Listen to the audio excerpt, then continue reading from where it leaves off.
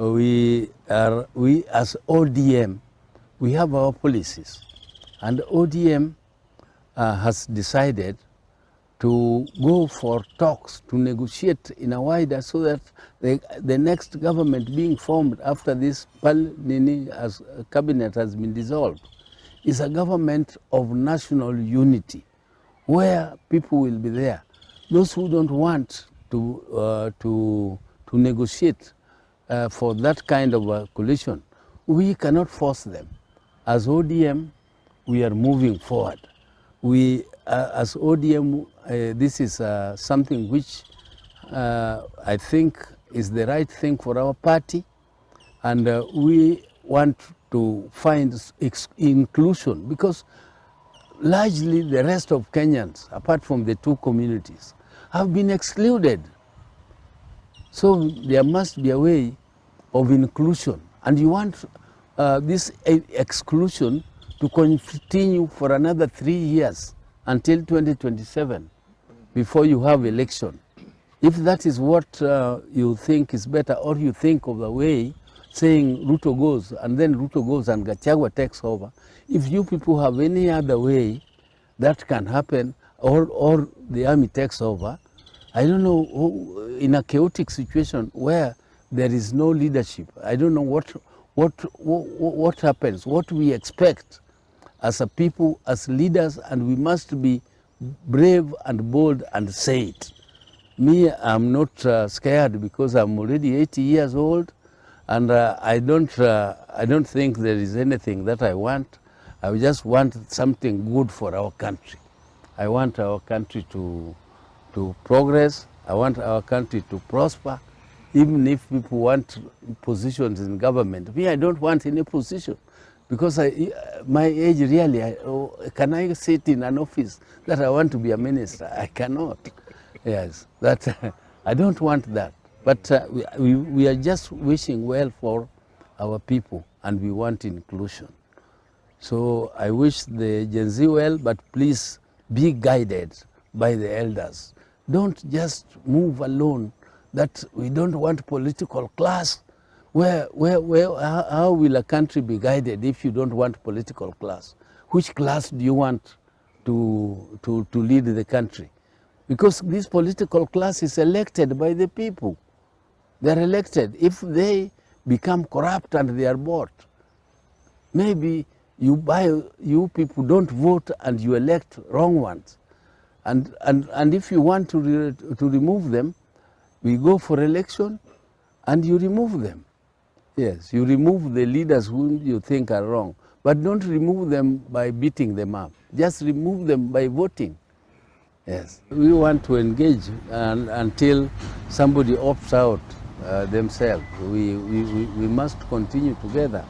But if somebody feels that he is completely uncomfortable, there should be no force. This is a voluntary coalition, and everybody must be on board in the negotiations. And you remember, it is Honorable Kalonzo, when they went to KICC, who proposed a national dialogue. I don't know when this changed, because he's a leader, he's my leader, and I respect him a lot.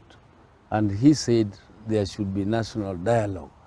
I am not very sure exactly when that position changed, because when Raila rose there, if I can remember well, Raila just supported him. Raila said, I support what Honorable Kalonzo is proposing. If you want the government not to be in place, then you have to replace the constitution. The constitution says the president can resign if he finds that things are too hot for him. But if he resigns, the result is that his deputy takes over. And I don't know whether Gachagua is better than Ruto. To me, they are all the same. They are devils.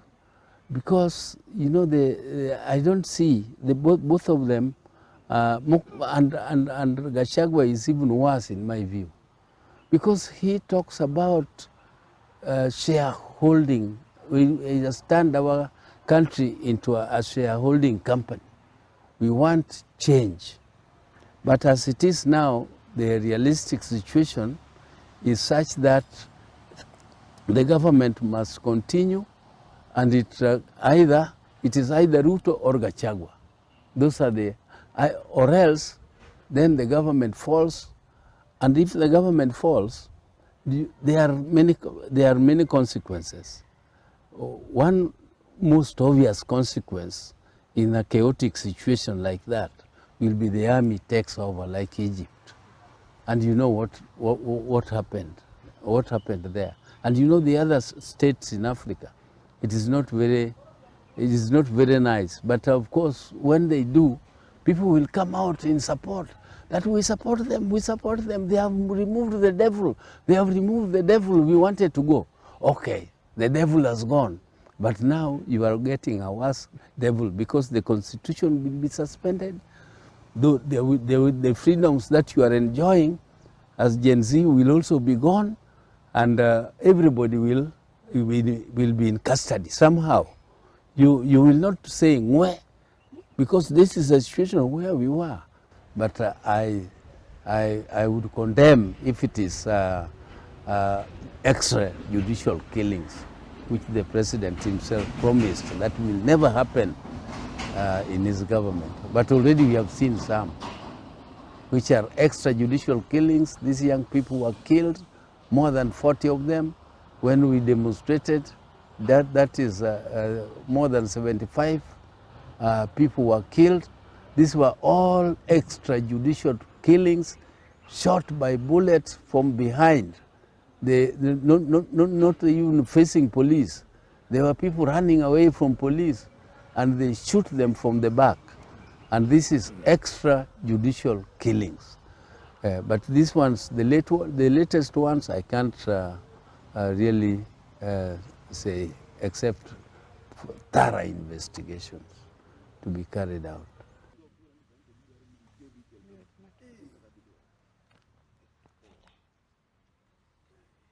Oketie kona, enie kona, to biro irwa wacho ni yawa. Tang'eyo ni un oganda wa ung'eyo gima timre, ung'e gima nyalo timo. To kachopo pok to ne wan koro kwayuti nikech ne ok wago kura kura. Koro mane